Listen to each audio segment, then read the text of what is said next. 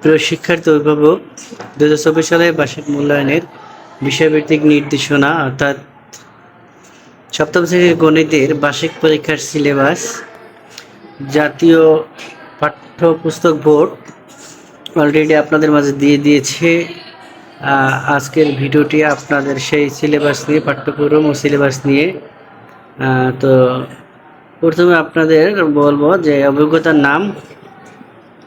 অভিজ্ঞতার কর্মিক নম্বর 7, বাইনারি সংখ্যার গল্প 141 থেকে 60, চলবৃত্ত চিহ্নে 161 থেকে 180, অভিজ্ঞতা নম্বর 9, বীজগণিত রাশির উৎপাদক গসাগু লসাগু 181 থেকে 190, নানা রকম আকৃতি মাপে 191 থেকে 214, বীজগণিত রাশির সমীকরণ 227 থেকে 240, তথ্য অনুসন্ধান ও বিশ্লেষণ 241 থেকে 266।